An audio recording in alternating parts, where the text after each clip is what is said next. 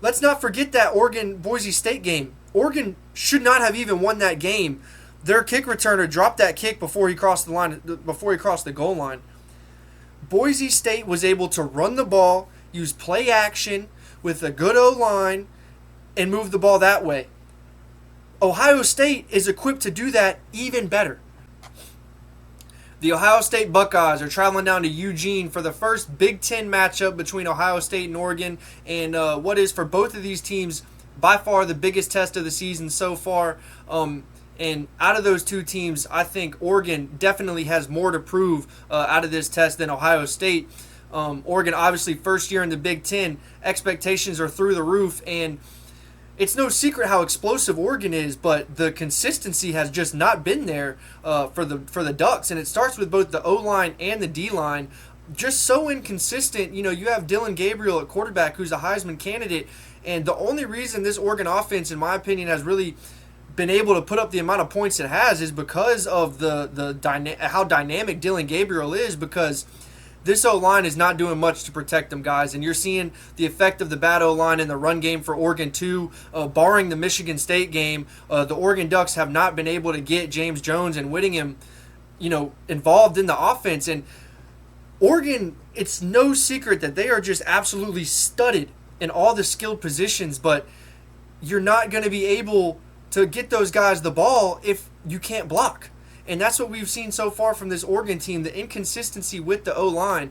But, guys, when I look at this game, I see a couple keys for both teams.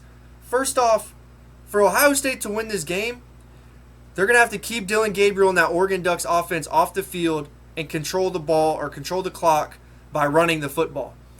When I look at this Ohio State offense with this, they have one of the best O-lines in college football. They got Quinshawn Judkins from the transfer portal. They already had Trayvon Henderson. This running attack with Chip Kelly at the helm as the schemer for this offense, it's going to be tough for this Oregon defense to stop it. I really just don't see how this Oregon defense is going to be able to stop this rushing attack behind such a great O-line from Ohio State. Control the ball on offense for Ohio State. Defensively for Ohio State, limiting the explosive plays, because obviously Dylan Gabriel and the weapons that he has around him, even with an inconsistent O-line, if he has enough time to get the ball off, they're going to go for 30, 40, 50, 60 yards down the field. The explosive plays from this Oregon offense is what has been getting them through the season, right? So limit the explosive plays and disrupt Dylan Gabriel. We saw against Michigan State, Dylan Gabriel threw 2 picks. We've seen he's been pressured often this season. They need to disrupt him and make it as hard as they can for Dylan Gabriel to have success and find those skill position players downfield. Now, transitioning to Oregon, like I just said, guys, they're not lacking for skill players anywhere on their team.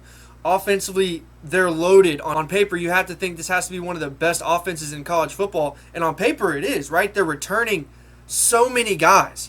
Ferguson, both their running backs, but it just hasn't clicked for 4 quarters for this football team yet. So when I'm looking for the keys for Oregon, you have to run the ball and you have to stop the run. Like I just said, Ohio State's going to be trying to control the ball, trying to run the ball down Oregon's throat, because that Oregon defense has not shown to me, or that Oregon defense hasn't shown to anybody that they're tough enough to stop you from running the ball down their throat yet. So that's obviously going to be the game plan from Ohio State.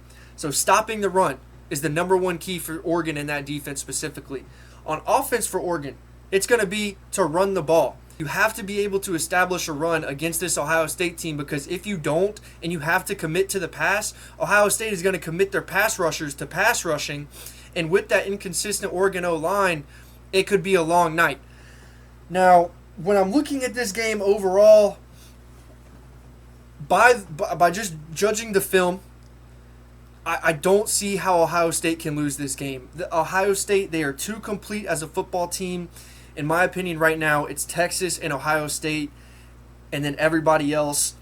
They're skilled on both the O-line and D-line. They have first-round draft picks on both sides of that line. And the only thing that is keeping me from, truly taking Ohio State as an absolute lock is Dylan Gabriel and the ability for that Oregon offense to explode.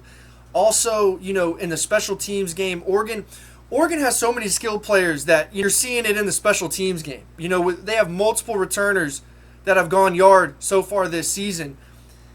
And that is the only thing that is worrying me leaning towards picking Ohio State is the explosive potential from this Oregon offense.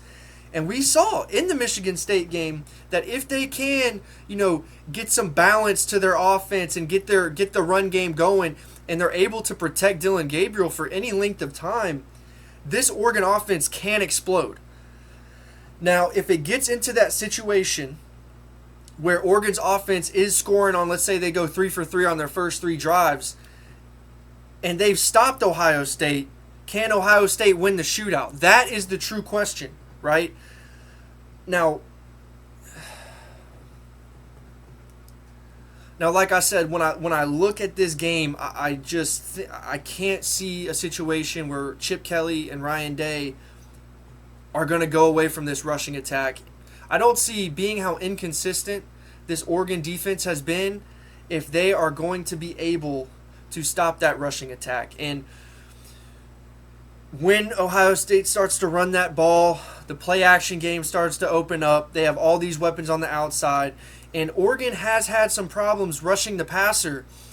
And like I mentioned, behind such a great O-line, I feel like that's where this game's going to be won, on the O-line for both teams. Who's able to consistently run the ball on the other team's defense. And when I look at that, I'm consistently leaning towards Ohio State. I think this is going to be a breakout game for Ohio State, showing on a national scale how serious of a contender they are. And so, guys, I'm thinking by Ohio State by a touchdown or more. That's just my intuition. Like I said, looking at the keys that I think is going to be for both teams to win, running the ball and stopping the run, I just think Ohio State is so much better geared for that, with the guys they have on the O-line and D-line, star-studded, with the guy they have scheming it back there, with the weapons they have at running back, given what the game plan is going to be. I got Ohio State by at least a touchdown, guys, at Eugene. Now, it's no secret how crazy Eugene's going to be, but let's not forget that Oregon-Boise State game. Oregon should not have even won that game. Their kick returner dropped that kick before he crossed the goal line. Boise State was able to run the ball, use play action with a good O-line, and move the ball that way. Ohio State is equipped to do that even better. So looking at that, my final prediction is Ohio State by 7, guys. You guys let me know what you think. Like I said, this Oregon offense has the potential to explode. And if Ohio State does get into the shootout, that I think is going to be the best recipe for Oregon's success. But nonetheless, I got to go with Ohio State, guys. Let me know what y'all think in the comments below. I appreciate y'all for watching, and I'll see you.